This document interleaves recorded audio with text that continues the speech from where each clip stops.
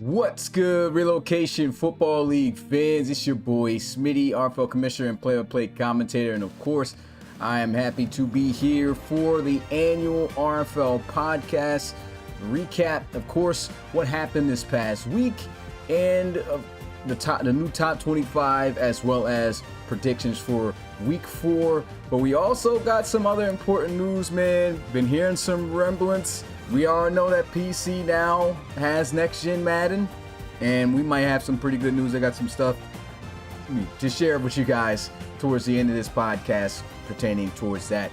But hey, man, let's do what we do, and that's get right into these games, man. I appreciate you guys coming through. Here's the head title of this episode 4. The number 1 team falls again, and for guys who saw games this week, and of course the big win of the team that we're going to talk about later on tonight, and you understand about this, 2 consecutive weeks the number 1 team in the country has fallen. And then we get a look at, of course, what I talked about with next gen potentially coming to this year's college series, man. And if that happens, that's going to really change the game for the way this college series has been. I mean, we've been on next gen for 5 years. 5 years, guys. It's been 5 whole years that we have been on this current gen Madden, and it's been a good ride. But hey, I would love to have next gen gameplay, especially how it's looking right now. But let's go ahead and hop into the games. All right, so first, starting out, week 3 kicked off, Oklahoma taking on USC. This was a huge game really for USC because we know the week before they came off a very upsetting loss to Stanford, right? And they lost by 1 point, game-winning field goal in the final seconds. And it was a heartbreaker for USC, a team that, we had high hopes for possibly competing for a 3rd consecutive year in the playoffs, which they still very well could. I'm going to say that. And this is a good bounce back game to show that they can, right? Because we already know where the games really lie when it comes to who's going to be able to have that shot at the playoffs, right? Because 1 loss, you can survive. 2 is really tough, but you could be in there. You have a decent shot of being there. 3 is like, yeah, you might be done, So nobody wants to take more than 2 losses for the most part. And, when you're already 1 in after just 2 weeks, this is how you respond. USC able to get it done. You see Cinco Cardenas, 2 touchdowns within the game, did throw a pick. But they had a great running game and Travis Dye. But the guy to really give the credit to for USC, man, this kid Crosby, got to play the bell. Here goes the first bell of the day. You already know who I'm going to bring up, man. Got to play JoJo. Hey, man. My guy was getting bagged out there. Something serious. He had some good defense, too. He was right there. Dude was just making a play. This generic wide receiver was going crazy. As you can see, his total right there to lead the team. 10 receptions, 144 yards, and a touchdown. And he got that touchdown on the boy again. Got to give that bell again to JoJo, man. But it was just a great performance by USC. And also not too bad of a performance by OU as well. These guys, they still fall a little bit. Avery Rhodes really had himself a bit of a rough game, 2 interceptions. But another guy that I'm looking forward to showing up that just hasn't yet is Jalen Cooper. He looked so good in the scrimmage games before the season started. And this is a 3rd consecutive week where he has not been productive on the ground. So, that's tough. And I see Rodney Goins asking for 2 bells. Yeah, he got bagged twice. So, yeah, you got to have it on there.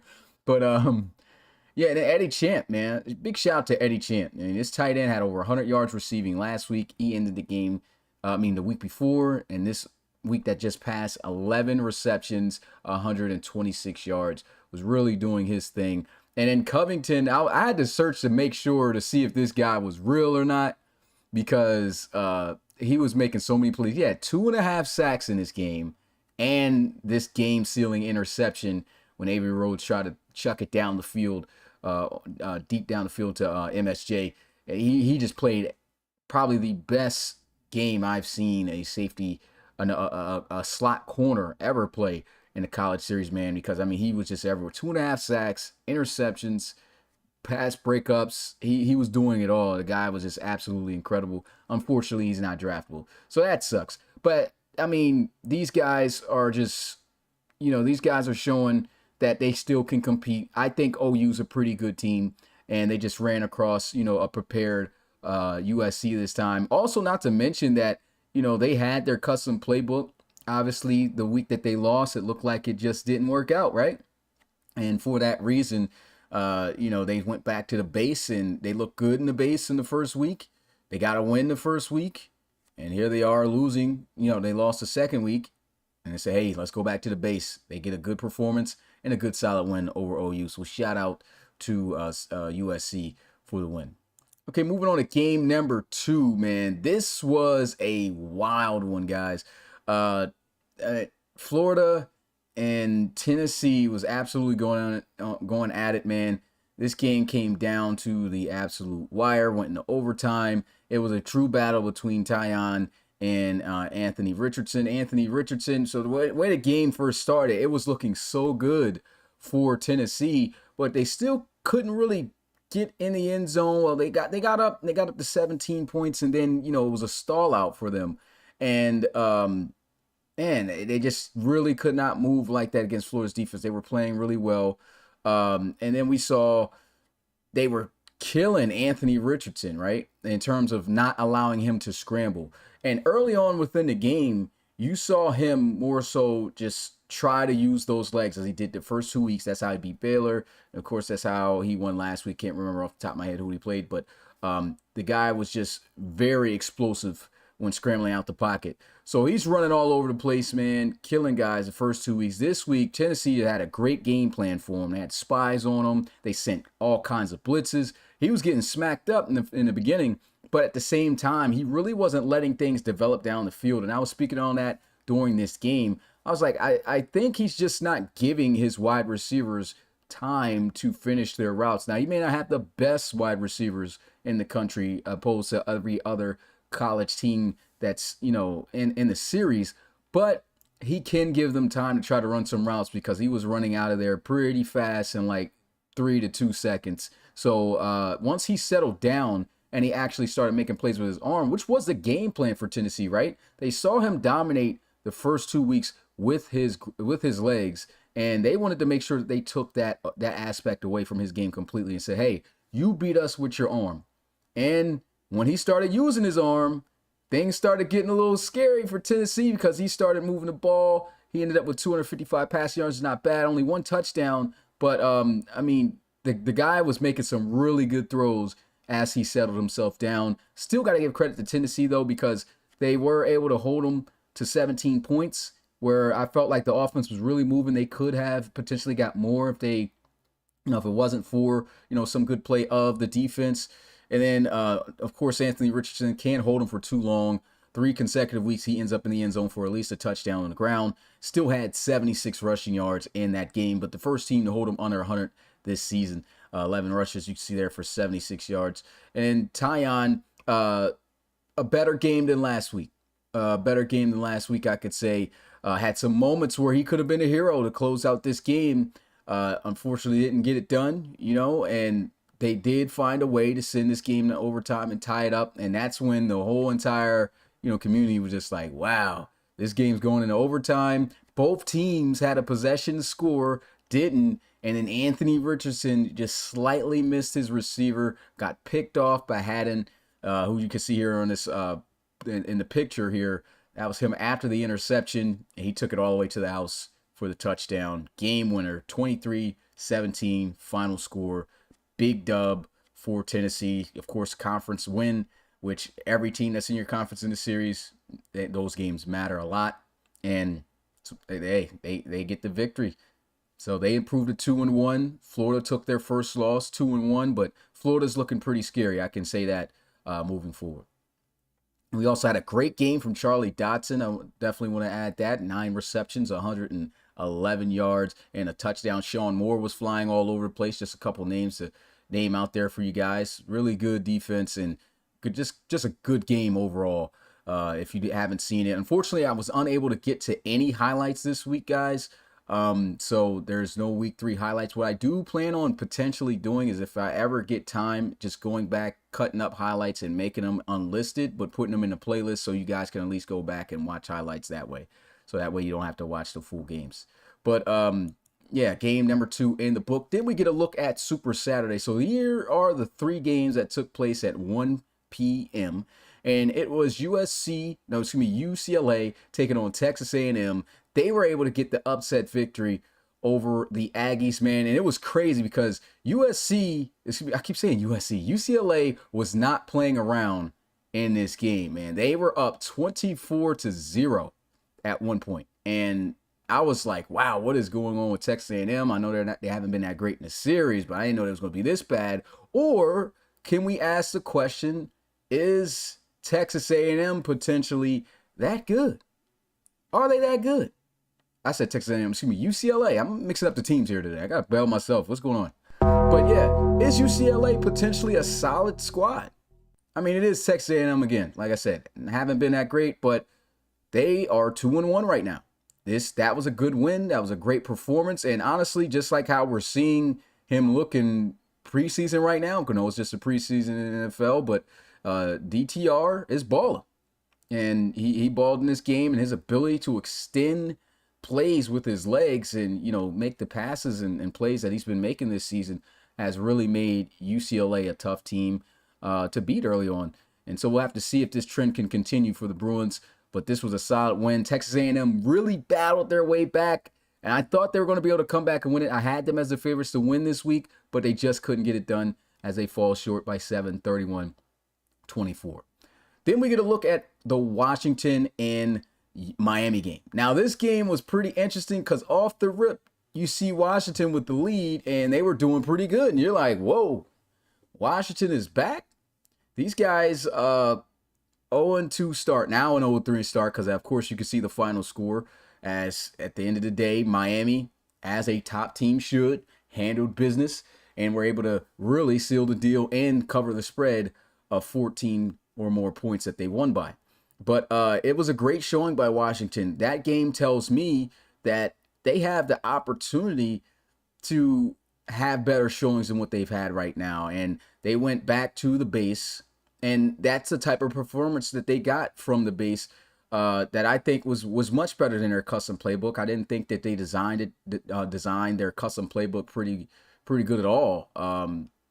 Honestly, moving into the season, and as soon as they went back to the base, a much better performance against a top 2 team, number 2 team in the country at this time. Miami, great performance by them to be able to tough it out, turn things around, and get the win. It was just great, a great performance that we saw. Dorian was able to handle business. Still haven't seen too much of Isaiah Allen really pop off yet, but he had some good plays in there. I want to give a shout out to EJ Bailey. He made some big grabs in that game, so he definitely deserves some credit. And I just think it was a better performance than the first 2 weeks for Washington. But the rest of that game definitely went to Miami. Big shout out to the guy who switched over from corner to safety, just showing he can play it all. And Xavier Savage forced 2 fumbles in this game, playing at that safety position. I think it's just a great overall game that you got to see. But Miami handling business, separating. That's what you want to see. Final score 35-16. Some big catches too from the guy on the cover poster there, Jaheim Devontae. And Stanford able to get 2 wins in a row. I had Florida State actually favored it to win this. Florida State just has been on the bad end of things this season. They've been one of the most losingest teams in the college series, and it just seems to continue this year. I thought they had an opportunity to win against Stanford this week, but Stanford riding high off that momentum after they got that huge upset over USC. They come on the road, taking on, Florida State, and they win it by the spread that I thought that Florida State was going to win it by, and that's 3 points. Final score 27-24. Big catch there on that play that you see from the picture. There was just a lot of big plays being made by Stanford. Same deal. Florida State was trying, but just an overall good game. Not really too much to take away from this game, except all I could say is just a great game by Stanford. way to hold in there, way to get the wins. They look like a tough team that's going to battle all 4 quarters. And right now, they're over 500, 2-1 on the season. All right, 4 p.m. games on Saturday. We had South Carolina taking on Baylor, the same score. Now, this score looked like it was pretty close, but really Baylor was able to separate, and South Carolina was able to score in the final seconds of this thing and made it look a lot more closer. But they did have a good fight back, and that's what you want to see in a team like South Carolina. South Carolina is a dangerous team, I still would say. I mean, they have been for the past years that they have been in the college series. Any team that takes them lightly, you'll realize pretty fast that you might not want to think that this is going to be a cupcake team that you're just going to run over. And they almost sparked a comeback here against Baylor, but of course ran out of time, was able to make the game look presentable, and Baylor walks out victorious 27-24. Maryland, huge game. This is a huge game for Maryland because I'm a huge Maryland fan. My favorite 2 colleges is both the colleges that got the wins this week. So I could say I was extremely hyped for week 3 that my teams got the wins the way that they did. Maryland and UNC, those are my 2 favorite schools. And Maryland was able to get the dub in overtime over Texas. Just a lot of stalling out, but a good, hard-fought game between both of those schools. Nothing too much to say about that except for, just Maryland, toughing it out and earning primetime this week, as we'll talk about, as I didn't expect them to go 3-0, but they're 3-0 right now. And so we don't know what we got in Maryland just yet. I still feel like this team isn't what the record says. I really do. And that's being a fan once again. But we'll see what they can do coming up in the weeks moving forward. They got a tough opponent coming this week, which I'll talk about.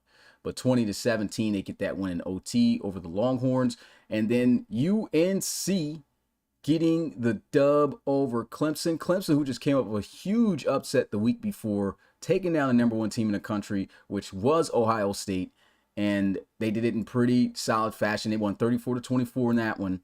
And then they come here at home, taking on the Tar Heels. And what a game Jeffrey Rozier had, man. Shout out to JR2 or JRJ, whatever you want to call him. But, hey, he was balling, had big time plays, multiple touchdowns, and had 190 receiving yards in this game. And this is a guy who stuck it out with his team. Just about everyone left UNC, only user player to stay, and what a game he had. I said just a huge game he had, was able to best Clemson by a point here, 20-19. Phenomenal performance by him. And, Clemson, once again, kind of showing us their identity for the past 2 to 3 years now. These guys, they could look good, really good in one game, and then it all just falls apart the next in a game that they should perform in and win. Because, Clemson were the favorites to win this game. Had the home field advantage and everything else, and unfortunately couldn't get it done. One other thing I will say about Clemson, I put a note out about this for Clemson moving forward. There's an issue with their field or whatever it is when they kick field goals. So due to that situation, and it cost us stats that were needed that I couldn't take photos of. I couldn't even get photos from the game. They can no longer play home games. They have to play away. It's kind of the same deal that UNC had to deal with a few years ago. So Clemson now has to play the rest of their games away. They will be playing this game this week home. And when you see what happens in this premier game, in terms of how many times that game crashed, you're going to see why it is that we have to lower the that we have to no longer let them play at home. It's just this madness. But UNC with the win there, huge win for them in the conference. All right, now, big bounce back game from Ohio State, and they were able to get the victory over Notre Dame. And I just feel bad for Notre Dame, man, because this was a primetime game I got to call for the week, and Notre Dame has been playing some really solid games. I'm trying to move this over. Yeah, they've been playing some really solid games, man. They had it rough starting off this season. First game, they had to go against Miami. Second game, they had to go against Michigan. And in the third game, here they are taking on Ohio State. But the crazy thing about it is in each one of those games that they were in, they made it very competitive. I mean, they almost were able to come back to tie this game up against Ohio State. They were able to score, but they needed a 2-point conversion, which is why they lost by 2. And it was there, man. It was a slant wide open, and Tyler Buckner missed it, just led him too far out of reach. And ultimately, Ohio State was able to run out the rest of the clock and win this 22-20. Dylan Lewis, no turnovers in this game in terms of passing. So that's good. He did his thing there, but he didn't throw any touchdowns. But he was able to manage the offense. He was able to lead the offense and get the job done. 31-41, you see there in the game for 270 yards. Euro Winbush, I mean, what a back he's turned out to be, and has been, now. And there's a reason why he said he wanted to come back. He just didn't feel like he was looked at and established as one of the top backs in the series. And I'm going to be honest, he wasn't. If he came out at that time, I don't think he would have had as good of a potential rating as he might have this season. So, I think it was the right decision. He's tearing it up right now for the Buckeyes. You see 22 carries for 148 yards and a touchdown. That's what you want to see from Euro Winbush, just being able to make those plays. Quintaro Sheffield makes some big catches as well, 7 receptions for 91 yards. I do want to say, I don't know what's going on with Ohio State and their defense. They played much better a little bit. I still would say they played better in this game. They forced a few turnovers, got interceptions, big hits and things like that. But the pass rush has been a little bit iffy, and this is an area where I said earlier within the season, I thought they would be one of the more stout pass rushers because, you got Seth Brewer out there, you got Russell Shackelford, you got Wyatt Harris at the D-tackle position, who's been really doing his thing out there. But he's been the only one really causing some havoc. Sometimes they'll get there, but they just can't finish the big play on the defensive side of the ball. Ferragamo was quiet last week, but he had a much bigger game this week, so shout out to him. So Ohio State able to handle business. Zaya Neal ran the ball pretty well here, 85 yards on 18 carries. And, of course, you got to give a shout-out to the highest overall tight end in the series, man, Brian Schneider. 11 receptions, 119 yards. He got in the end zone for a touchdown. Unfortunately, all for naught as they just fell short. And, got to play the RIP, man, the bell for Notre Dame, starting out 0-3. But I think this team, and one of the takes for Pecan, even though he couldn't be here tonight, he did have his takes he posted in the Discord where he said he feels as though, Notre Dame will still be a bowl team. So to be a bowl team in the college series, you have to be able to be able to win at least 6 games. So if you can win at least 6 games, you get in there. So they have to win 6 out of their next 9 games in order to get in. And honestly, I think once they get out of this kind of competition that they have to play, they have a good chance. And I'm kind of right there with Pecan too. But of course, we have to see it. All right, then we get back to the premier games the following day, Super Game Day weekend on Sunday, starting off with Auburn getting their first win of the season. They were able to beat Iowa, and Pecan also had a take saying that Iowa is officially the worst team in the college series. And I will say, since I think most people already knew this, they were already ranked 32, and they're going to stay 32 after this loss as Auburn beat them pretty soundly, 34-24. TJ Holcomb is looking like a beast. I don't know if anybody's been paying any attention to him. That's a wide receiver. I know it's Iowa, but he, even in the bigger games that they played, because they had to face 2 SEC opponents to start the season, Holcomb has been making some huge grabs, and you can see him right there. And that was a touchdown grab that he made, and a picture that was snapped during that. And I think he's looking very explosive at the wide receiver position. But finally a win for Auburn as they step outside of SEC play.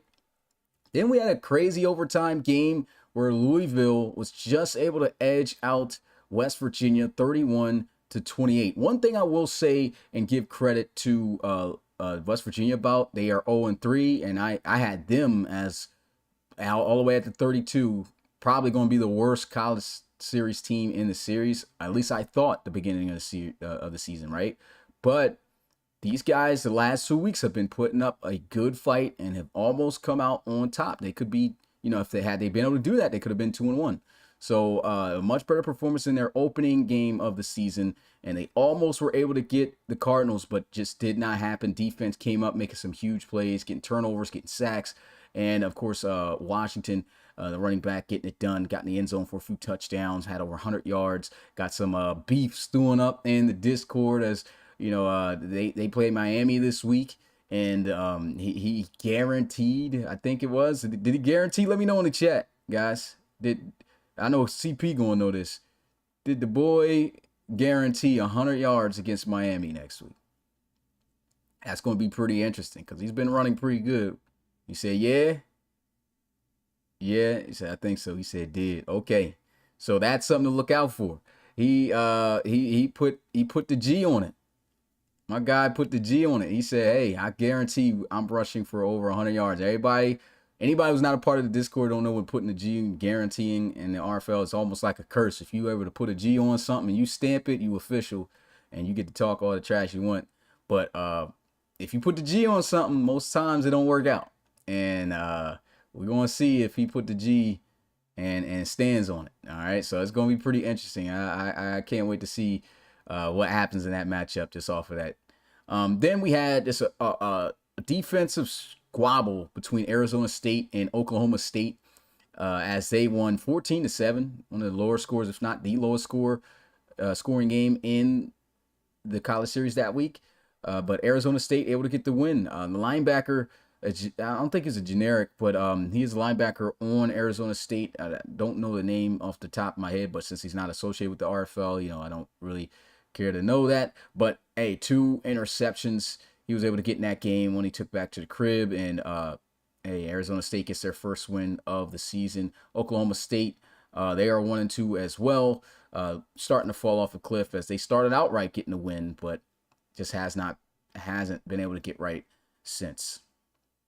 All right, so now we get into the 4 p.m. games. These were the last Premier games, and I kind of got them on an angle from here on out. I'm going to do that even with the Premier games just for, design. But the 4 p.m. games, we have, of course, 2 games. And, oh, this might be the wrong one here. Yeah, this is TCU. This is from a week ago. So let me actually change that because I should have. Let's see if I have to update it.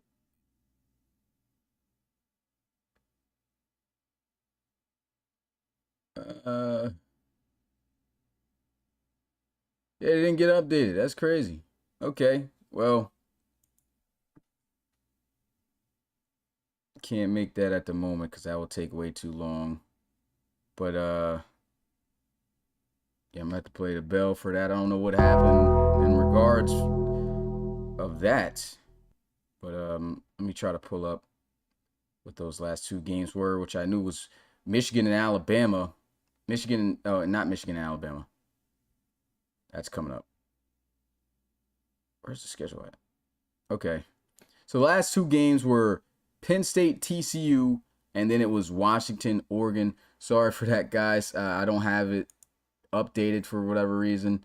So I'm going to go ahead and put up the podcast thing for now. But yeah, Penn State was able to beat TCU 31-14. I will say this, man. This is set up a very good game that you guys are going to want to see as the main event for next week. Penn State's been looking pretty good. They've been looking pretty good. They're undefeated right now, 3-0, all right? And they, beat a pretty solid TCU squad.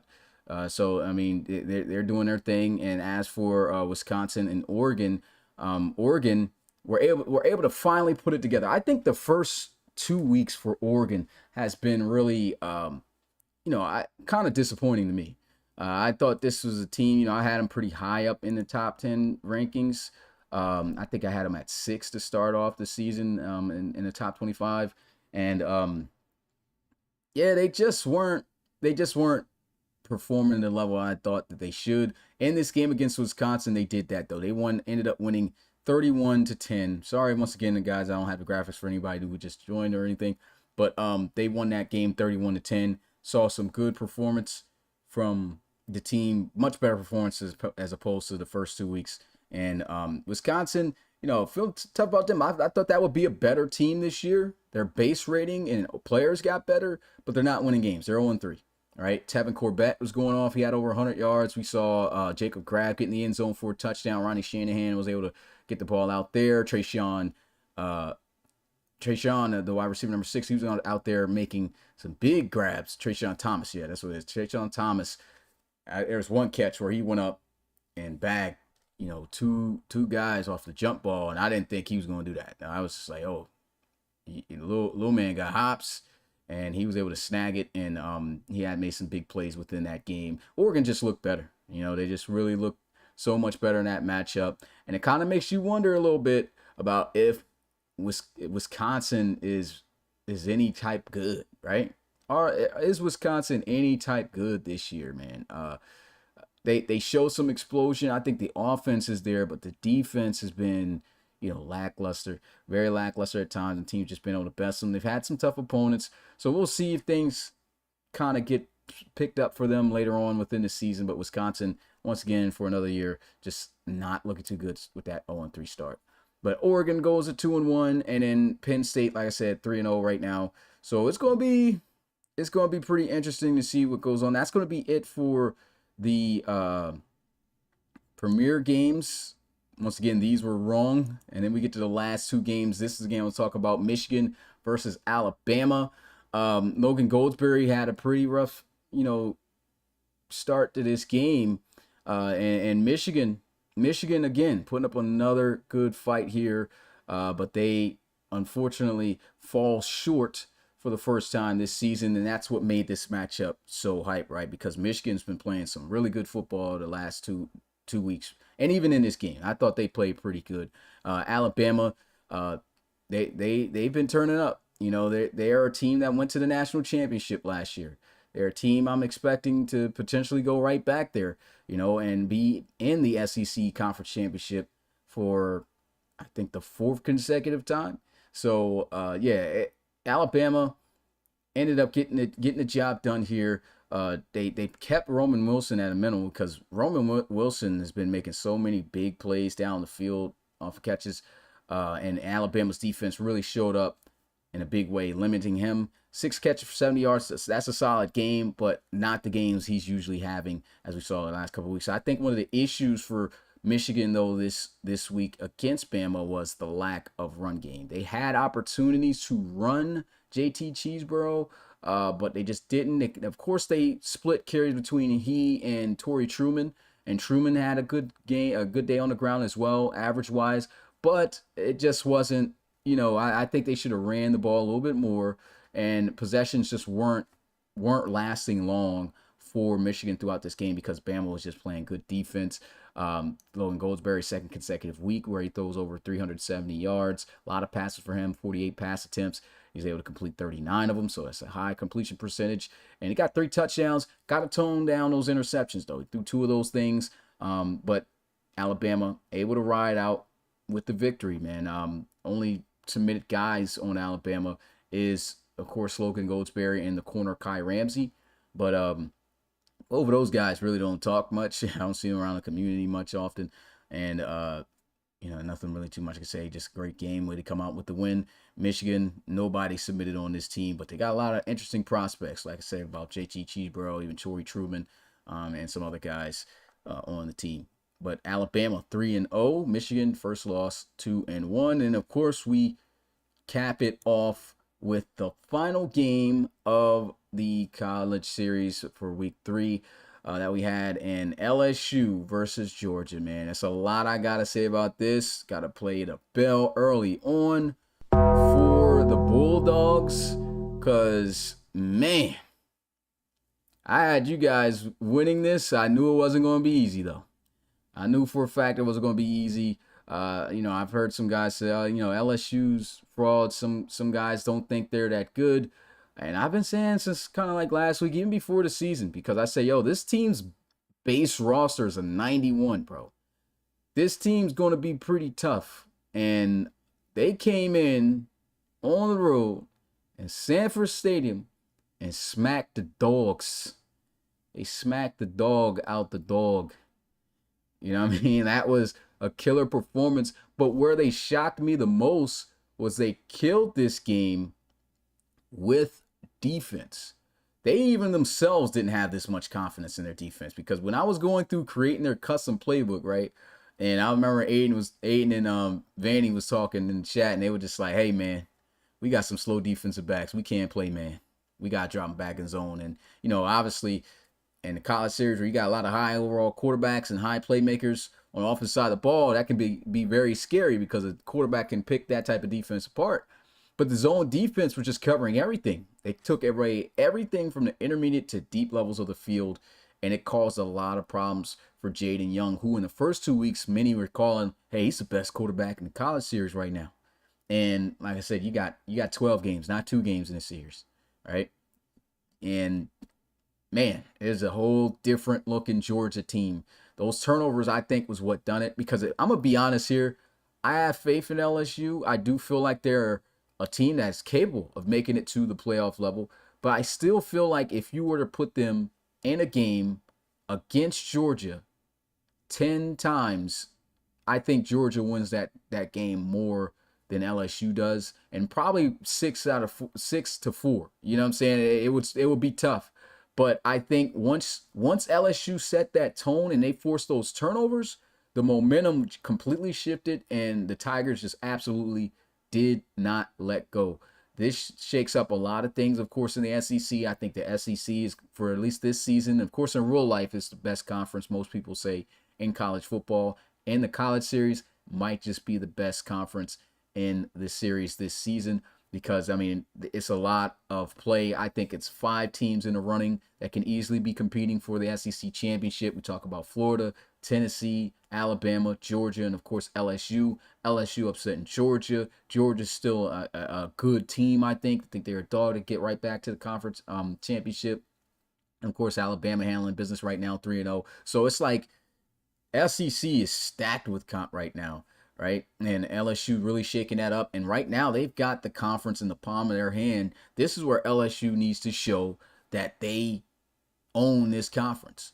And it's going to be a gauntlet for them to do it. They still have to play many other SEC teams. They still have to win those games. And even when they do that, they still have to win the conference championship, whoever they have to face in the SEC, which I can pretty sure about guarantee it's going to be one of those other 4 schools, which is going to make it a challenge. And, hey, Georgia was the biggest dog, I think, currently right now of them all, and they managed to take them down, and you got to give the thanks to their defense. Another star to point out in this game is definitely Demarius Posey. Demarius Posey, a generic wide receiver. He's not even one of their top guys, right?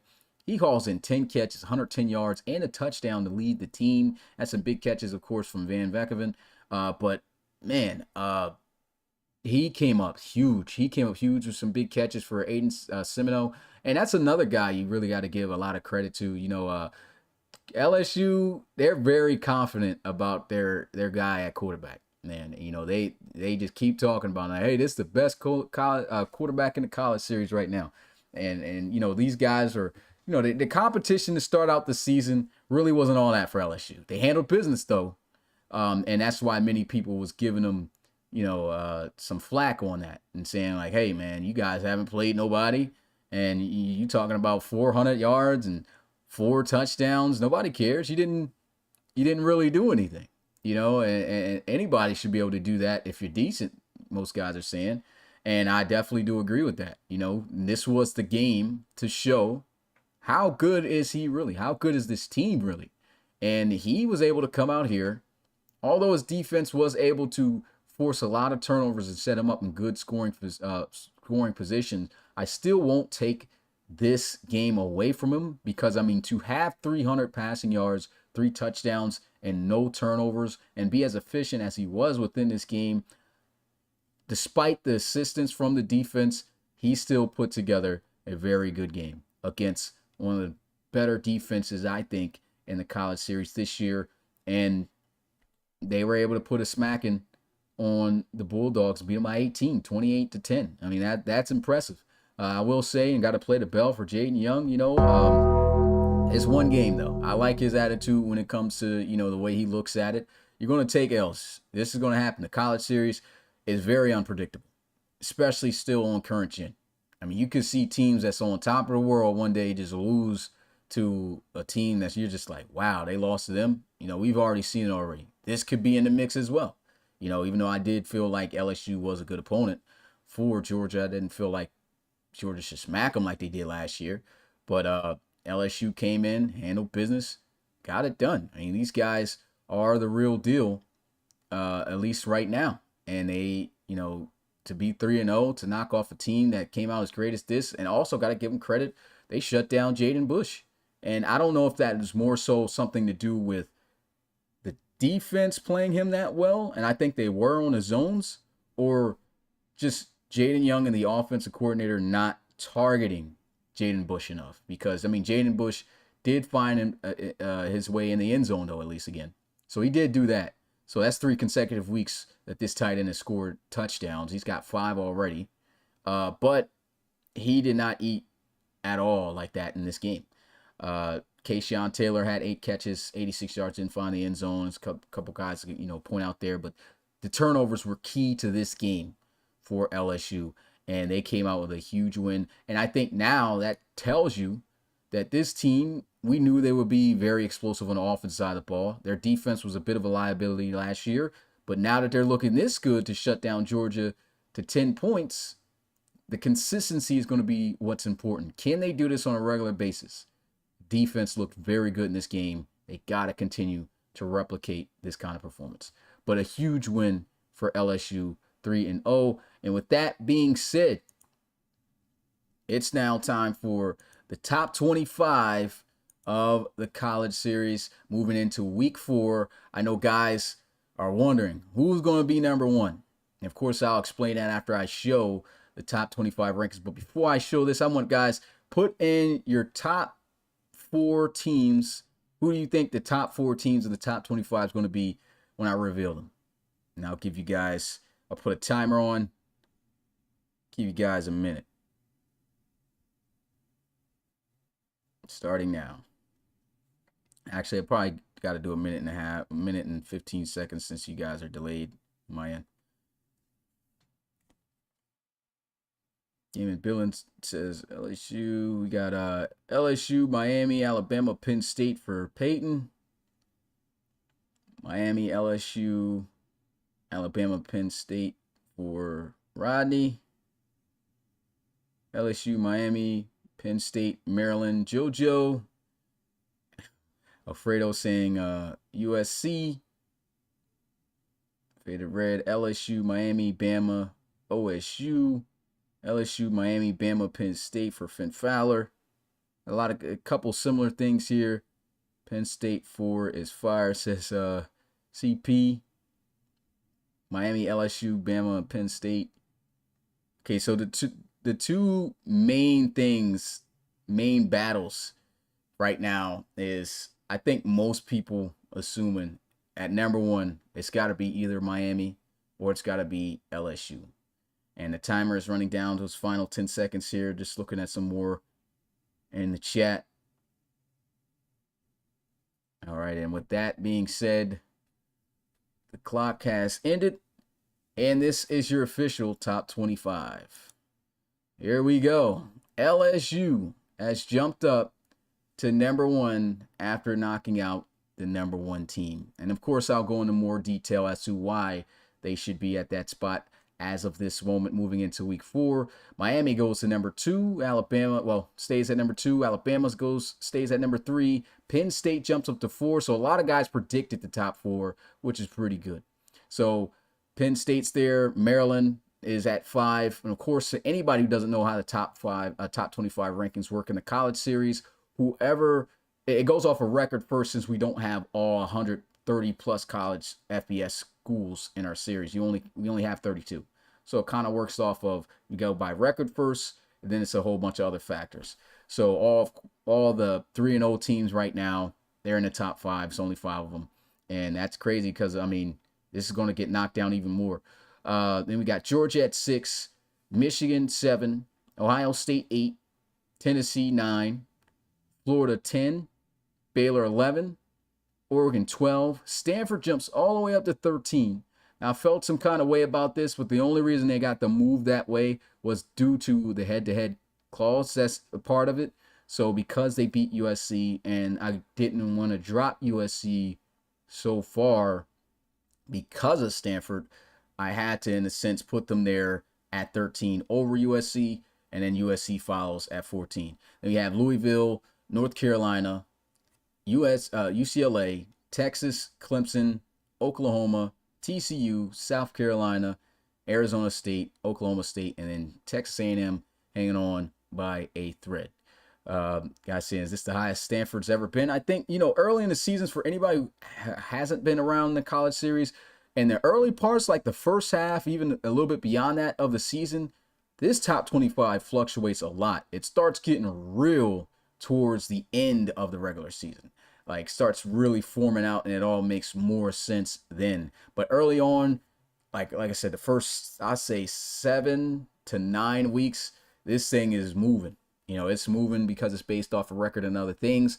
But at the same time, LSU, these top 25s, they work themselves out.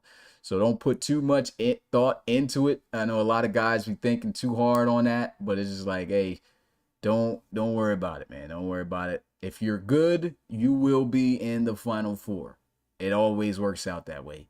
If you are good, you're going to win at least 6 games and go to a bowl game. It all works out.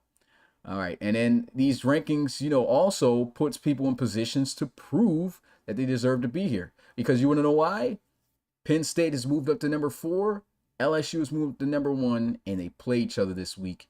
We're going to see if LSU does deserve to keep a number 1 spot. Because if they lose against a pretty good Penn State team from what we've seen these first 3 weeks, Miami's going to be jumping up to number 1 as long as they handle business next week as well.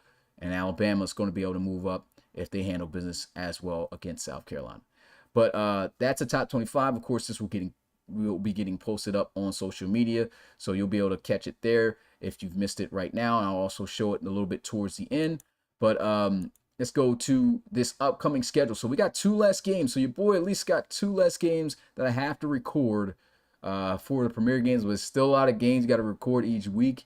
But here is the week 4 schedule. On Thursday, tomorrow, 8 p.m. Eastern, number 2 Miami takes on number 15 Louisville. And this is the guarantee game to spark us up. And I think it's a great game to spark us up because of that energy. And of course, CP's been talking about, let's get a Thursday game, man. Let's get a Thursday game. And finally, it made sense for it to be a Thursday game. At first I was looking at the matchup. I was like, I don't see Louisville and Miami being a matchup really to warrant primetime. But at the end of the day, it did enough to at least take the first spot because they were on the verge of still not making it and going right back to Premier game. But when I looked at the rest of the matchups, it fit. And so it was good. That's going to be pretty interesting. Let me go to the spreads on my end in the Discord so that I could see where I had predicted these games to go and give my feedback on how I feel the game is going to go. All right, so for week 4 in this Miami and Louisville game, I've predicted that Miami should win by 8 or more points. But pretty much they got to win by more than a touchdown this game. I think you're the number 2 team in the country. Louisville, I don't feel like they're a true 15 rank, honestly. I think they are, actually. The rankings does kind of fit them a little bit, but I feel like they're going to be in the middle of the pack or later or falling lower in the top 25 as the season goes on. They got a pretty okay squad to me, but do I feel like it can compete against competition like a Miami, like a Alabama, like a LSU, stuff like that? No, I don't. And even with the home field advantage, I don't think that they're going to be able to get it done against the Hurricanes. So I'm picking the Hurricanes to win by more than a touchdown this week. Moving on to game number 2 on Friday, as we have Michigan versus Maryland. This is pretty much the same exact scenario that I just talked about with Louisville, right? But even to a higher degree, because Maryland is one of the 5 undefeated teams left in the college series. I definitely didn't expect that. Thought they would lose last week, and they were able to get the upset over Texas and get it done. But they are facing up against an even tougher opponent, in my opinion, in the number 7 ranked Michigan. they're ranked higher than Michigan right now. Michigan's looking to come in there and destroy these dudes because it's like, yo, is Maryland really ahead of us right now? And this is where they have to set the tone to show that this Michigan team this year is no joke, as we've been seeing these first 3 weeks. And I think that Michigan is going to be able to get it done. I do feel like Maryland can put up a pretty decent fight. So I didn't want to make it a touchdown score lead. I think Michigan should at least be able to beat Maryland by 6 or more points. So that's the spread. I got Michigan, and that's how I rolled with it. Okay, moving on to the premier game, Super Saturday. We have UCLA taking on UNC, 1 p.m. Eastern. All right, so I think UNC, especially how they looked last week, should be able to get this done. But do not sleep on UCLA. All right, I almost wanted to make it a field goal spread. I got it at more than the field goal that I feel like North Carolina should win by. All right. But UCLA has looked pretty good. They're 2-1 right now. They look pretty good with DTR, the way he's been playing. Defense, of course, is pretty trash, but they can be good at times. But that offense has been pretty explosive. So I think that UCLA can put up a fight. And honestly, I wouldn't be shocked if these guys are able to beat UNC because, we got the knockoff Drake May. This Drake May isn't to a high overall as he should be compared to the real Drake May. And I just feel like they're a little bit limited because of that. And then we've seen the big performance with Jeffrey Rozier, 190 yards last week. They utilized him very well.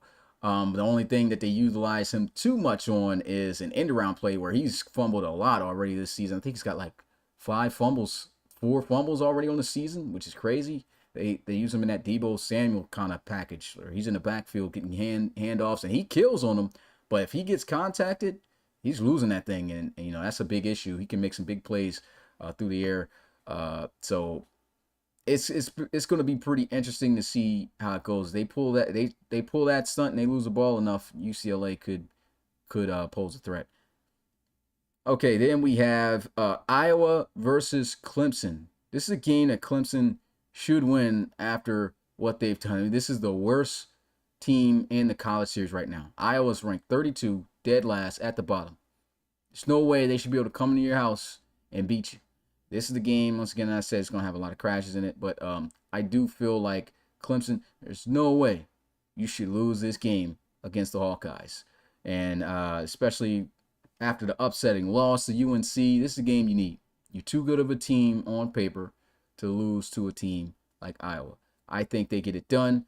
And because of how wishy-washy Clemson is, I put the spread at a touchdown. They should at least win by a touchdown in this game. If they do not win by a touchdown in this game, it just, once again, just tells me it's going to be another year where Clemson's just going to be mid. And they should be better than mid. But, yeah, I got Clemson by 7. Then we have Stanford versus Washington. Now, Pecan gave his take in the Discord, and I saw already Finn Fowler had it. Put the first one to put the thumbs down on it. He didn't like his take. He feels like this is going to be the week where Washington gets their first win of the season after an 0-3 start here at home. They'll take down the Stanford Cardinal. I'm going to go for the Stanford Cardinal. I mean, the way that they've looked in the last 2 games, they fight hard, and I think they're going to fight hard enough to be able to beat this Washington team. I would still be wary of Washington because despite the big deficit loss they had by Miami this past week, I do feel like they looked much better in that game. If they perform anything like that, then yeah, I think they definitely have the capability of beating Stanford, but we don't know. And so I'm just going to go right now with Stanford in this matchup, and not by much. I feel like if they do win, they're going to win by more than a field goal, so I got the spread at 4 or more. And that's my selection there. All right, 4 p.m. games. We have Baylor versus Wisconsin. I got Baylor getting it done. I think it's going to be an 0-4 start for Wisconsin, man. It's just a good team. Wisconsin's ran up against some good talent. Just haven't been on the winning end of things. Got a pretty good explosive offense and things like that, but Baylor's got a good defense and a good offense. I think this should be a game that I'm looking forward to seeing Baylor try to close things out, right? They do too much of they look good for a moment, then it just stops. They can't afford to do that in any game really for the rest of the season. And you can't do that against a team like Wisconsin, even though they haven't won any games. They do have the talent that where they could take advantage of that. So I'm going to go with the Baylor because I think they're going to be able to hold on. I think they get the victory, and I got them winning by 4 more points. Once again, making it close because the last couple of games, although they've won, they've been close games because they've taken their foot off the gas. They've got to keep their foot down on the necks of their opponents and win in convincing fashion. That's one of the biggest reasons as to why these guys haven't been in too many mentions for the playoffs in that order, because they just have not been able to have those big victories. And at times they just fall off out of nowhere. And they can't afford to have that happen this week. Not against Wisconsin. I got Baylor. All right, Texas versus Oklahoma State. I'm going with Texas. I think they bounce back this week. Oklahoma State really hasn't shown me too much. They had an impressive week 1 win, but the loss they just suffered against Arizona State is, I think it's unexplainable. And yeah, it shouldn't have happened. Honestly, I thought that Oklahoma State was at least a better team than that. And Arizona State, they got some good talent on the team. Don't get me wrong, but I just feel like the players that they do got there is so many holes on that team. They're not going to be able to do too much in terms of winning this season. That's my personal opinion. Got their first win of the season, which is great. Probably could turn things around, but Oklahoma State, I don't think they're able to beat Texas. Now, Texas has been worrying me too a little bit, because these guys have been losing games where like they should have beat Maryland. Definitely should have beat Maryland. I feel like Oklahoma State, I thought Oklahoma State was on at least the level that Maryland was, but Maryland got the win. And so if Texas comes out like that again, Oklahoma State can win. Definitely. But I'm picking the Longhorns to win this one by 5 or more points. Okay, then we move on to the premier game I'll be calling that night, Oklahoma versus Florida. This should be a solid game right here. Oklahoma, hey man, tough loss you guys have taken. You guys are 1-2 right now. Florida 2-1. They've looked really good. Could have very easily been 3-0 coming into this matchup. Losing that game, unfortunately, in OT. I'm going to go with the Gators. And I'm going to go with the Gators because I still feel like this Florida team is very potent. It's a tough team. Anthony Richardson is going to take these guys pretty far this year, at least to a bowl game, if they don't somehow find a way to get in the SEC championship or in the playoffs with the way if they can continue to play as like the way we've seen, right? And I think Oklahoma, they are showing some issues mainly in the quarterback play. I want to see Avery Rhodes. If you want to win this game, Oklahoma, Rhodes has got to step up and Cooper's got to step up. You had some good catches and plays by the wide receivers at times. Defense at times been able to make some plays, but you can't get beat like you did last week. And you can't get toasted last week like you did against USC. That's for sure. So JoJo, I'm going to need you to step your game up this week, my brother. And I'm going to need the rest of the defense to step the game up and be able to handle A. Rich, because he is going to be a problem. You got to try to figure out a way to stop him, and he can throw. I know in real life that's not really the case, but in the college series, he can throw the ball pretty good. So be on the lookout for that if I'm Oklahoma. And the defense of Florida is pretty good. So you can't have no lackluster play from Rhodes. Rhodes has got to come in here and make an impact. Got to come in here and make an impact. I think that's the way Oklahoma wins this game if he has a good game. But I'm going with the Gators by a field goal. I think it should and could be a close game. All right, then we go into Sunday. Auburn versus Texas A&M. Okay, I'm picking Auburn. I think they get their first SEC victory this season. I know the first two was pretty tough, starting out 0-2, able to bounce back at the win over Iowa, who we know is the worst team currently in the college series.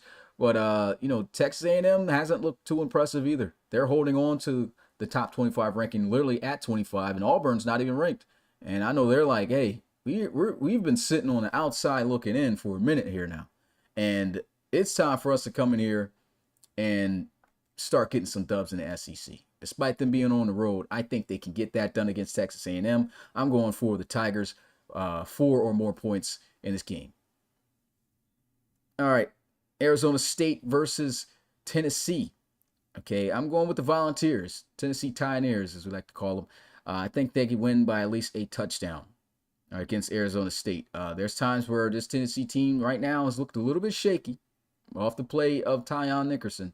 I expect him to get back to form against Arizona State this week, but I will say this Arizona State defense can be scrappy. It can be scrappy. We saw them put up a defensive battle and get the victory over Oklahoma State. Of course, I know it's Oklahoma State, but their defense can force some turnovers. They can make some plays, and Tyon's got to play his best A game against them. He can't think he's going to walk in here in front of his home crowd and handle business easy against this team. I don't think it's going to work like that. I think he needs to come out here and put up 40. You know, that's the kind of Tyon I'm expecting to see coming into week 4 in this matchup. Will we get it? I don't know, but I think Tennessee wins by a touchdown or more. All right, then we finish off the Super Sunday games as we have Florida State taking on Notre Dame. This is the week that I feel the Fighting Irish fight and get their first win of the season. Like I said, very tough and upsetting that as great as a team as they've shown that they are in this college series, that they have started out 0-3, right?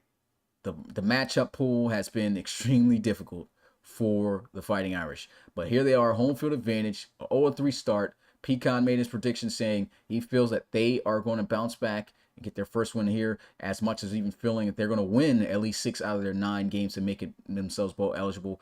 I think they can do that as well, and I think it starts right here against Florida State. Florida State not looking too good at all this series, and they just never really have in the college series, right?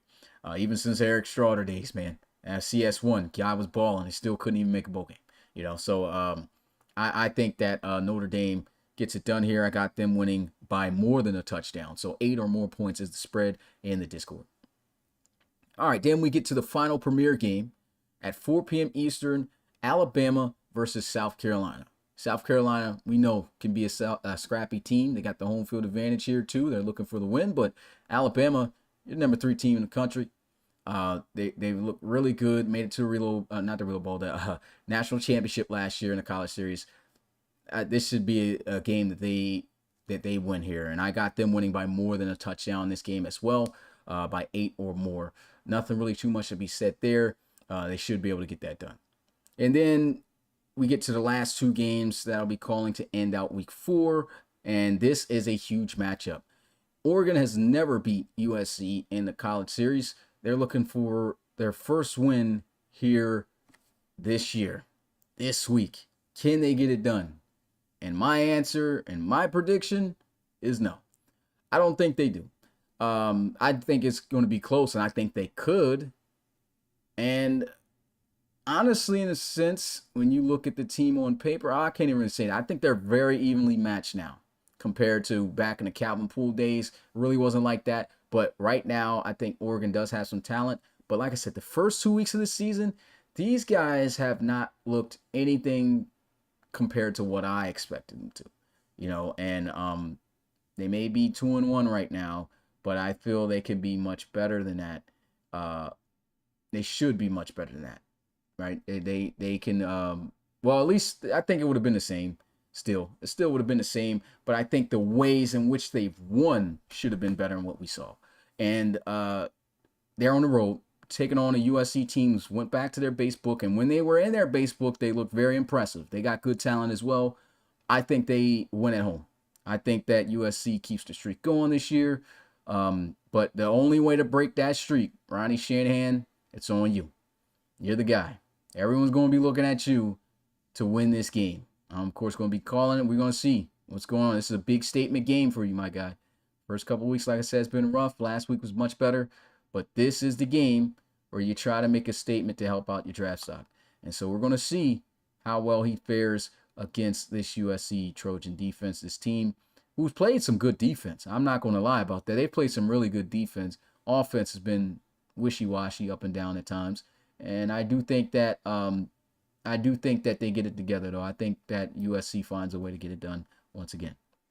And then finally, the game of the week. Another Monday night primetime game to close it out that LSU is in. They have claimed the number one spot in the college series. They knocked off the number one team just a week ago in Georgia. And now, when they were the number 14 and knocked off the number one team, now they are the number one team facing the number 4 team in the same scenario. Roles have reversed, but have they reversed fully? Because LSU not trying to be the third number one ranked team to get knocked off of the number one spot in a consecutive weeks. Can they get it done? I do feel that LSU will win this game. I got them by 4 or more points. This is definitely game of the week worthy. Yeah, and I think Penn State's been playing some really good football. Watch out for this team. They could very well win this game. They can very well win this game themselves. And I know guys probably talking about jumping. If they win this, I know guys going to be like, yo, who's going to be number one now? What's going on? We'll see. Like I said, I'm not going to just reveal everything, but I think I kind of talked and alluded about what would probably happen in that scenario earlier within this podcast. But Penn State, this is a huge opportunity to set the tone for what kind of team you are this season. They had no submitted prospects go here. No submitted prospects go to Penn State, and they've been balling. This is the time. Like Pat said in the chats, put up or shut up time. And this is the time for LSU to show why they are and why they should be the number one team in the country moving forward. This is a big-time matchup. You just got it done against Georgia. Big word that I talked about, consistency. How consistent can LSU be to maintain that number one spot? It's not easy. One of these guys are going to get their first loss of the season. Let me know in the chat who you guys got right now winning this game. Give score predictions, all that. I'm just interested to see all that. But yeah, LSU, Penn State going at it. I'm going to go ahead and rock with the Tigers. I think that they handle it and get it done. Penn State's a very good team to me, but I just still feel like what we saw from Georgia and the way that what we saw against Georgia and the way that LSU has looked with their custom playbook, they've looked very, very good. So looking forward to seeing that game. Let's see what guys are saying. LSU all day, says Hakeem Prince. Van Veckman says LSU 35-24 going with his team. Got Malik one gaming. Go Tigers. Finn Fowler, LSU. Got Penn State for Dalen Mitchell. LSU Blunt. We got LSU Dotson. Dotson predicts the game to go 31-24 for LSU. Aiden Seminole 38-17. Pretty confident going forward. CP says LSU, I refuse to be jumped again.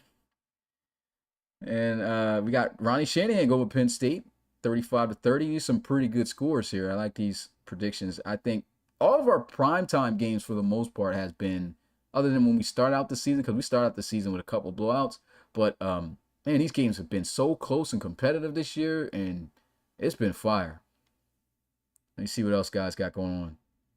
For a Miami game, can it be ESPN scoreboard? Yeah, I try to roll with whatever network they're usually on, so that way it can look realistic. So like, Notre Dame, if you guys have been noticing, they've been getting on NBC, stuff like that. Sadly, I have to say LSU, says Jeff Duffy. I believe that's Seamus. Kayshawn Williams, LSU. Penn State for JoJo. Chris Clark, coming up with a prediction, says Penn State 31-28. Let's see, who else got Penn State here? Ronnie Gorn. I think the majority of people is agreeing. They think LSU is going to walk out of here with that victory for game of the week. All right. Well, that was it for the schedule. And now, since we're talking about how close and competitive this season has been, let's talk about the future potentially of the RFL College Series this year for CS5. Guys, I'm a little bit hyped because just like this title says here, underneath of the number one team falls again with LSU getting their upset. Next Gen College Series? Question mark. It's a question mark because I've heard that it's going to be a challenge for the mod guys to come up with a way to crack into the game to be able to mod it. And I've been hearing this a lot. But right before I hopped on this podcast, I had a little bit of confirmation, man, about something. And I'm gonna go ahead and let you guys. I'm gonna go ahead and read this to you guys first, and then after I read this to you guys, I'm gonna go ahead and talk a little bit more in detail about it. All right, so here we go. So this is from the Madden mod community. If you are not a part of that, this is where you get the mods. This is where we get the mods for the college series at. I'm probably I'm gonna go look and see if I get the link and put it in the description. Try to follow them on Twitter. I think they also have the in their bio where you can click and get in the Discord. So this is where you can find those mods, learn how to mod certain stuff like that, and everything like that. You can maneuver. But the Bleeding Red 22 is one of the top guys in that community. Says we're excited to share that the development of modding capabilities for Madden 24 is actively underway. At this time, we do not have a definitive timeline for the release of modding tools. However, we are happy to announce that modding will happen for Madden 24. I just said that I've been hearing things about it being hard and that they might not be able to get in, but they sound confident to me. He's got this in bold out here, man. This is all in bold. All in bold. He says, however, we are happy to announce that modding will happen for Madden 24. When this happens, we're trying to port over immediately, right? Now, we don't know what things are different. I'll talk more into it. I'll let you guys know. But I actually got to manually scroll this up with my mouse here. Okay, here we go. So we read that. And here it is. We kindly request your patience and understanding during this phase. We also urge the community to not bother the team at Frosty, FIFA Editor Tool, and other related platforms. Please note that this is being handled internally by the MMC team, which is the guys that run that server, ensuring optimal support moving forward. They have to close out. Here, I'm going to roll it all the way up. There we go. That should be all of the rest of it. It says our primary aim is to deliver a smooth modding experience with minimal disruptions. Rest assured, we will provide timely updates as we make significant progress. Thank you for your continued support and understanding. So that was literally just posted. Let me go ahead and scroll down again. Today, this podcast starts at 8:30. I was in the bathroom. Came out, getting ready. I seen the @ message in the community. I see this. I'm like, oh, let me get a screenshot of this real fast and put this on the pod so we can talk about it. All right, I was going to talk about it anyway, but then they put even more information out there for me, to talk with you guys. So just getting back to this, the reason why we would be able to port over for the most part, or at least I feel we should be able to port over immediately to Madden 24 once they make the mod is, see, this is the thing. Once they make the mod, we still would have to wait for whoever to create the college D105 mod over there once again. Now that could take some time too. That's why I said there's a question mark to add to this for us. Where do I realistically see us if this does happen taking place, where we get to be on next gen for the first time in college series history? Is I see it probably at like the end of the regular season and somewhere towards the bowl games, conference championships, which is the best time for it to be anyway, which would be dope, right? That would be fire. So I do feel like they will have that out, because when I've looked in the server, they've also been talking in the college football mod channel. And so from that, I'm seeing the guys who made those mods, they're talking like they're interested or about to work on it. So to me, I think it's coming, man.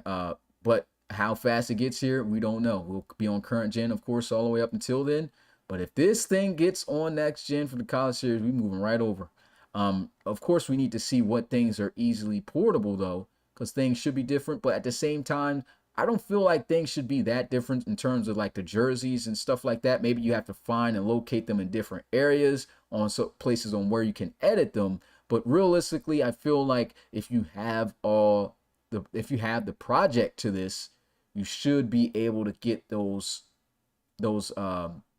and put in if you find the locations, right? So I think that we're going to be pretty good. I already have the roster. The roster even might be different though, guys. So we might even have to hold our horses a little bit on that because I might not take the college roster that I currently have into Madden 24, and it might have to be formatted a different way, and things might have to change.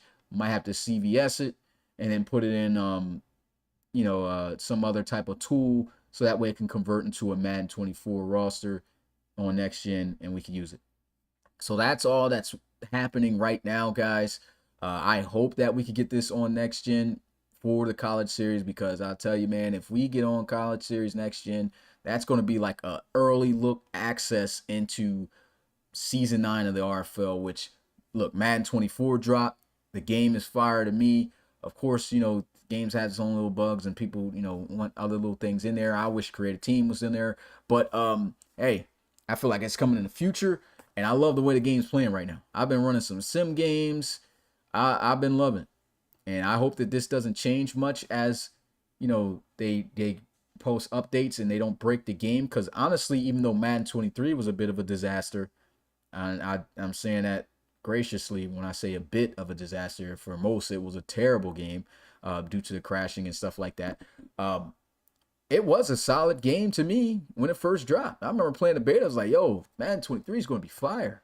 Then they had a lot of issues that they kind of created themselves due to updates later on. I hope that does not happen for Madden 24. I think the game right now, for how it's playing, how it's looking, keep it that way, man. Keep it that way. There's other little things, you can change, but I like the run blocking. I like the quarterbacks now, the way they play with the AI. They made the AI so much better. And I can't imagine seeing that in a college series. That's going to be fire. The whole thing's going to be different, guys, because one thing I will say is this. Current gen, the logic of the AI and everything on there, that's one of the biggest issues for the college series. Back then, everyone was on current gen. That was the best we had. But now that we've been on next gen now for 4 years, and we've been seeing it with the RFL and the play just getting better and better, and this year's definitely better than what we've seen in the past. If we can get that in the college series, the college series is going to be beyond lit, because this is going to be the last time it's actually going to be on the college series, because once that college football game drops, we're going to that college football game.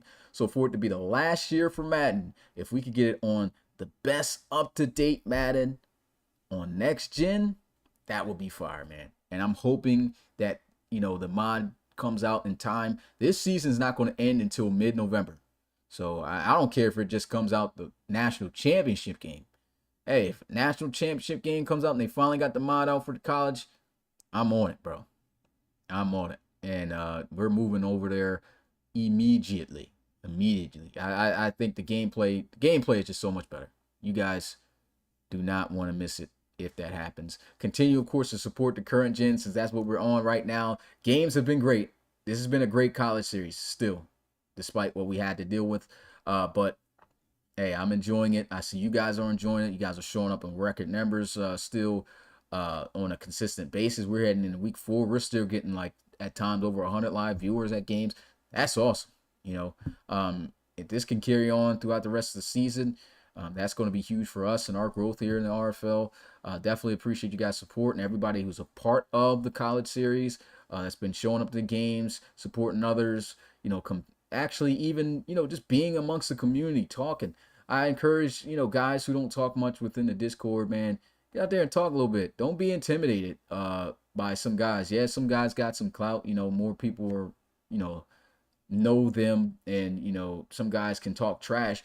But this is a public message I want to put out also to college series guys. Stop being sensitive. That's the big thing. I'm going to play the bell for the sensitive guys in the RFL. And this is what I mean by stop being sensitive. If a guy comes in here talking trash, that is we have a lane for that. We have a channel for that, right?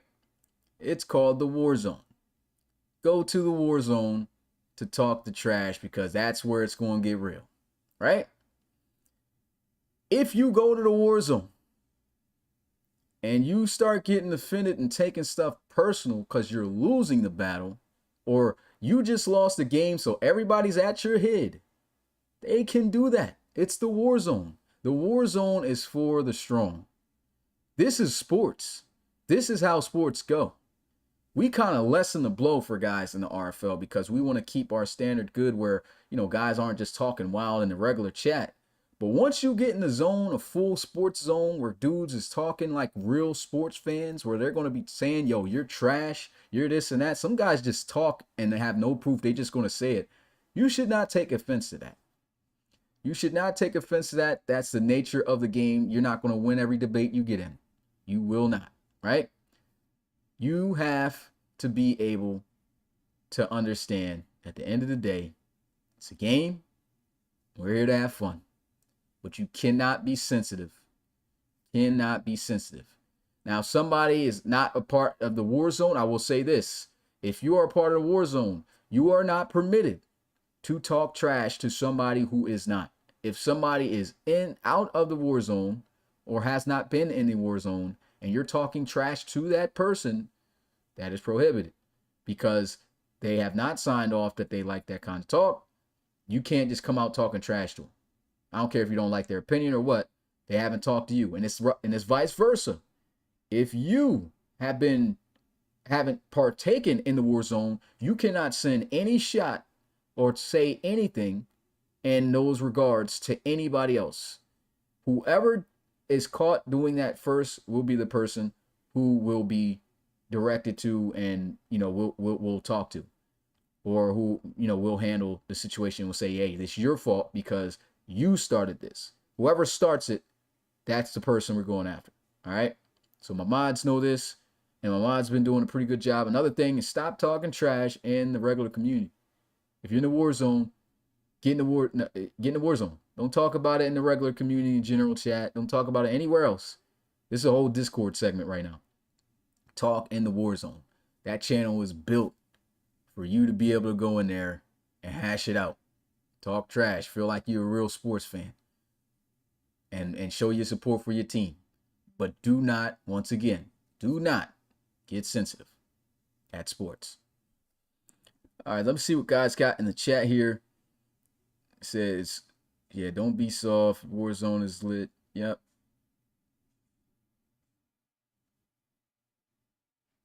So right now, if anybody got any questions they want to ask me pertaining towards anything that I've covered or anything else, feel free to ask me at the moment. I can go ahead and answer questions.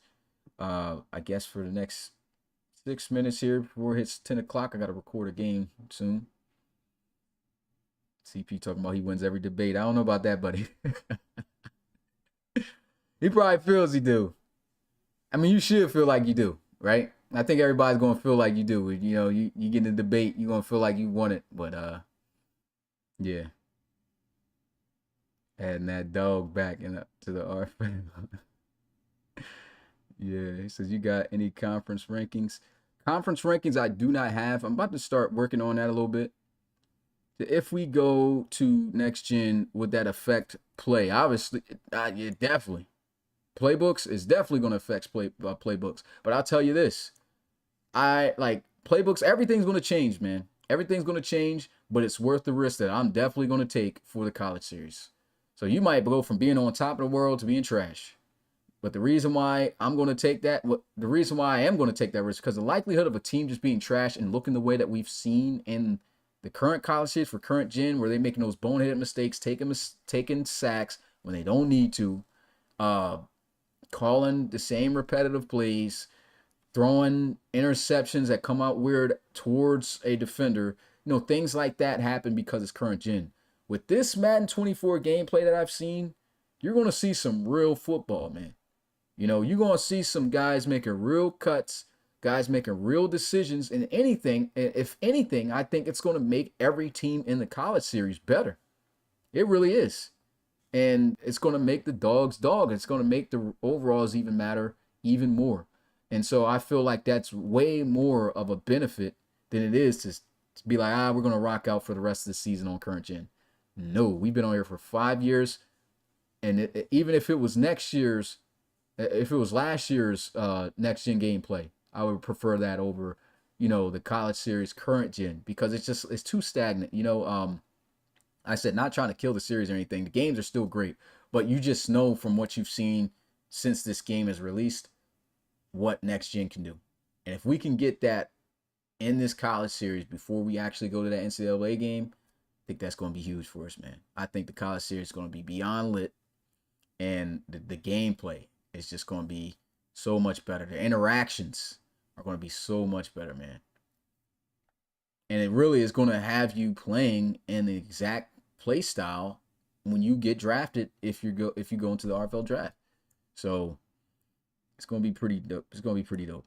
So I've heard Madden 24 is less about playbooks and more about players, other than Cowboys playbook. Yeah, they've even added a lot more to the play. So what happened is last year I've heard that on Madden 23 they have really, like, let me switch so I can see the chat on my phone, because I've been having to look all over the place, guys. Let me get that on my phone real fast. Okay, so now I can see you guys chat better. But what was I talking about? Oh yeah, so the playbooks were stripped down. They took a lot of plays out, and a lot of playbooks were limited. They added a ton more plays in now, so that actually increased a lot of different variety, and of course the tuning to the AI and stuff like that. I think that the playbooks are way better, and the play is just going to be way better. Everything's going to be way better. So I'm really rocking with that. You see here, Cincinnati playbook is fire for simulation in Madden 24. I'm just saying. Yeah, we'll see, man. Like I don't know what, every book can be fire. It depends on the personnel you have, right? Depends on how it fits your guys. I think guys can still rock out with the playbook that they got for the college series, the base. That's what we're gonna have to do too, guys. If we do switch over to next gen, you're gonna have to rock with the base. I can't do any customs after that, because it's just gonna take way too long. I got way too much to record and stuff like that. So unfortunately, not gonna be able to help you guys with that. But take advantage of it right now while you're in the current gen, if it changes. And I see some teams custom playbooks work out well for them, great for them. Some haven't worked out good at all. So we'll see how it goes. I think it's going to be so much better though we get to next gen. So I want to run an RFL franchise. Like, that's another thing, man. Since this PC mod is coming, we can really have an RFL mod that you guys can get your hands on. So it's pretty much like an RFL game. And I know how to mod. So it's like, once I get even more sharp on that, and I get the stuff in here, my guy Bees is still with us. Like, me and him been in talks. Like, RFL, was it RFL 24. RFL 25. I'll probably have a mod out before we actually get on the PC for RFL, for guys to be able to play before season 10. So like that'll be dope for guys to actually play like a RFL game where you got the rosters, you got the unis, you got all that. That's gonna be fire. Custom playbooks of the coaches that year, cause it's about to get real in the RFL. That's all I'm about to say. Yeah, so for CS6, are you gonna do Madden 24? Definitely NCAA. Not doing Madden. NCAA all day, because that you're not going to get a real college feel if it's not on an actual college football game. That's kind of the issues we have right now with the current college series. I seen some guys was hit me on in the comments on some earlier videos talking about, go to NCAA revamped. No, I'm not doing that. Before the RFL was established, I was on NCAA 14. I don't know why guys think that the gameplay of NCAA 14 is better than next gen Madden. It's not. Very repetitive. Like I said, I went years watching that gameplay, and you don't get variety of animations, different looks. Everything looks the same, So, okay, you improve the graphics. It's not better than Madden's graphics, though, and the gameplay is stagnant to me. The movement is, I don't like it. I just don't. I don't like NCAA 14. I just don't. Not at this point.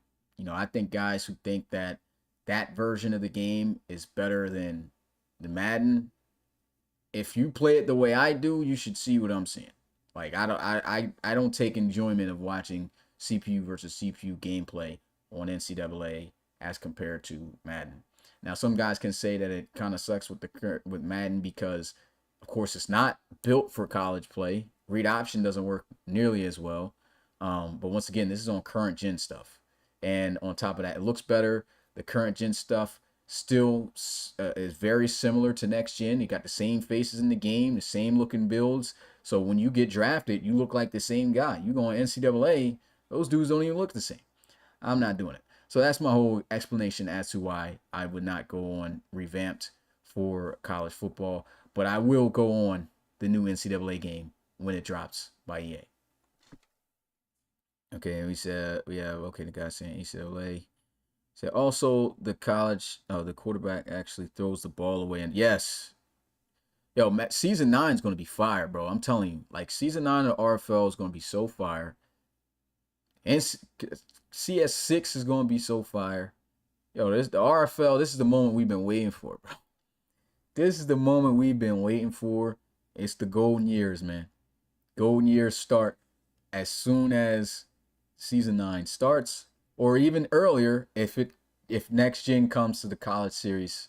That's going to be when the golden era starts of the RFL. I'm actually working on a video too. I'm gonna be dropping 2 very big videos for Madden 24. I haven't started working on them yet, but I will be dropping a video just showing you everything about relocation and my thoughts and everything on the process. And then the other video is going to be a very in-depth video about Madden 24 on how how I feel it's going to change the game for season 9, right? And I'm going to go into every detail, gameplay, all of that, what's to come, the realignment now that's happening since we have to take on 2 new teams to get rebranded. It's going to be a video that's going to be pretty dope. It's going to take me quite some time to put together, but I'm definitely going to work on that, and I'm going to try to get that out to you guys. And I'm going to finally have a sliders video I'm going to work on to actually put out there for you guys. I didn't do it last year because I felt like the next gen gameplay for last year was kind of broken to the point where like sliders didn't fix a lot of the issues. So I wasn't confident in throwing out sliders, even though we had a good season 8. We still had a good season 8. I just really wasn't confident putting out a slider set like that because even with the slider sets that I had, I was just like, there's really nothing I could do to really fix what's going on, in certain areas. But for Madden 24, there will definitely be a slider set that's coming, and hopefully before season 9 gets here, so that guys who is playing it CPU versus CPU way the way I do, you'll be able to play with that early access in RFL gameplay before we actually play on it. He said, so, okay. Here they have. Okay, Smitty, I won my playoff round. That's what's up. Pecan, congrats, my boy. Yeah, Pecan will be on next week, he says. So here they have an all screens playbook. That would be terrible. But honestly, the way that they have the screens working on this next gen is fire. So that might actually look good. Cursed, they got fire. There will be so many less headaches for you not having to deal with. Yeah, definitely, man. Said them boys be balled at 18, bro. Yeah, yeah. NCAA face they were too outdated. Didn't even look right. So I think it's because that was the last NCAA game before summer's release. Yeah, so that it's just too outdated, man. That's 10 years ago gameplay. 11, really.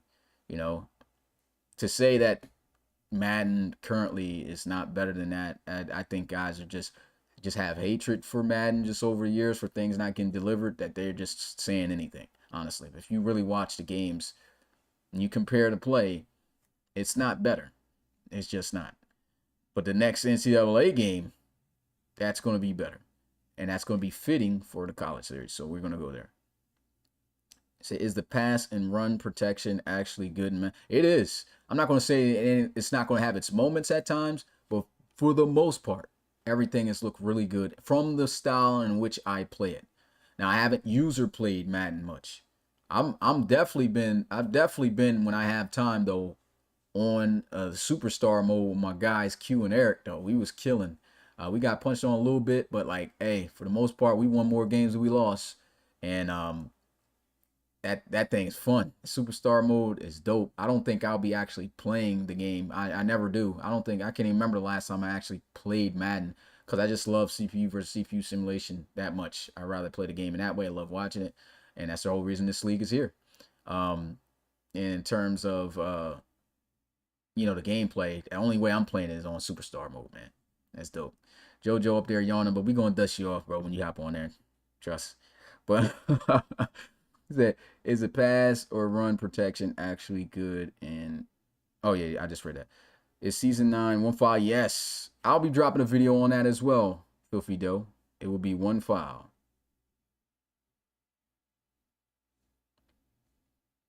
When is NCAA coming out? I heard it's going to be. It used to drop in July, like at the times that they used to release. So I think a realistic time frame would be like July. So look around for July for next year. But I don't see them dropping anything close to August, like because that's Madden season, So I think they get it out a month or two earlier before Madden drops, and then we're gonna get, Madden. NCAA 25 will be out in July. Yeah, July. Hey, Smitty, I know I talked to you about it already, but are you going to post your league sliders this? Yeah, I just mentioned that earlier. You can go back and rewind and check that. I will be posting league sliders this year as I test them. Hopefully, I'll get some out before season 9 starts as I continue to test more games. I'm seeing some things I do really like about the game, but I see some areas where I might be able to tweak. And it's crazy because I literally just this past year said that I would never put the game on all Madden, but because they fixed so much about this game, I think it's actually a possibility that we can play the game at its highest level of functionality on all Madden and it not be a problem. So it's just I got to find the right little slaughter set to fix, because currently what I'm seeing running backs are popping off for big yards a lot. So I think that you could tune some things to make it a little bit harder to run. And in the pass rush, even if you got a guy who's supposed to be a stud, not really getting back there. So their quarterbacks are having some times. So it's explosive offenses we're seeing. They definitely have toned down the defense some. I think they needed to, because you could see in season 8 of the RFL, it was looking, they had the defenses too OP in my opinion. Teams like the Thunderbirds, they went to the Reload Bowl. Look at the two teams that made it to the Reload Bowl. Thunderbirds, Bulldogs. Best defenses in the league. And so, like, they were just getting hella turnovers. 7 interceptions on LC3 in that championship game. Total of 10, I think. So that was a lot of turnovers. A lot of turnovers. And I just think that the game was way too defensive happy. So I'm glad they toned that down. It's looking way better. But there's some things I think I'm going to fix, and I'm going to post out some sliders for you guys. I'll answer 3 more questions here before I sign off. Say, season 9 going to be on Play or I guess PlayStation or PC? Hey, I'll tell you this, Filthy Doe. Most likely it's going to be on console, on PlayStation. But depending on what the mod community is able to do and what time they get things done, there's a chance that we could be in the big GOAT era of the RFL. What I mean by that is, the stuff that we're about to be able to do if we can get on PC, we're about to bring our OG teams back. We can be missing them for this year, but season 9, we'll keep with the Antlers for 1 year, but CT and all those teams coming back, right? Season 10 is going to have, we going to have control over uniforms. We're going to have control over stadiums, over everything. We could put everything in the game, RFL, everywhere. That's why I said we're going to have our own game for real. Our own game within Madden, man. Like, I cannot wait to, I can't wait, bro. Because even if we don't go to PC for season 9, I'm still going to be modding Madden 24. I'm going to be working on an RFL mod. And I'm going to try to put everything in that and show you guys what the future of the RFL for season 10 is going to be like. And you guys are going to be able to play it yourselves if you got PC, all that. It's going to be fire. Okay, that's one. It says, when do the potential Mac candidates come out? I don't know. It depends on if I got time, man. I'm recording so many games and stuff like that. I really don't have the time to create something like that at the moment. Things probably will slow down because, like I said, there's still teams asking for custom playbooks. There's still some things I still have to change, or things I have to work on my end. I still have to record videos. That's a lot. You know what I'm saying? I was even supposed to start putting out conference players of the week, but it's just, having the time to actually see what everybody's stats was and then make a graphic of it. I have not had the time to do that. So I cannot guarantee that I'm be even having like something like that until the end of the season. Somebody's going to be an award winner, that's for sure. But as of right now, I don't even have all the stats. Like, I have the stats, but they're not added up. And actually, I actually might ask the community, see if somebody from the community, if what's it called? I can offer up reloads to see if somebody can add up the stats, because I'll actually have all the players that are in the college series, um, that are draftable. I already have them on an Excel sheet. You just have to add in their stats, and if you put them in the week that they're supposed to be in, it adds all the stats up for you. I just haven't had the time to put them in. So if somebody can do that, I'll talk more about that in the Discord. But if somebody's able to add that stuff up, guys, let me know, and I'll go ahead and spot you some reloads. And then, okay, the last question here. The Celebrations Madden 24 added a... Yes, bro. I might actually have a video going into detail on all of that, guys. On all of that. So look forward to that video. That's going to probably be way down the line, because like I said, a lot of my time is ate up right now with the college series. I got to record all these games and do all this other stuff. But when I do get time, I'm definitely going to put together a video. It's going to go in so much detail about Season 9 and the pros, a little bit of the cons of everything in Madden 24. But, like, yo, it's about to be real. That's all you need to know. But with that being said, it's your boy Smitty, RFL Commissioner and play-by-play commentator. I've enjoyed you guys tuning in to the RFL College Series podcast. Episode 5 will be next week, Wednesday, recapping the same stuff. Of course, chatting with you guys. And the season starts, week 4 starts tomorrow. Miami going at it with Louisville. Peace.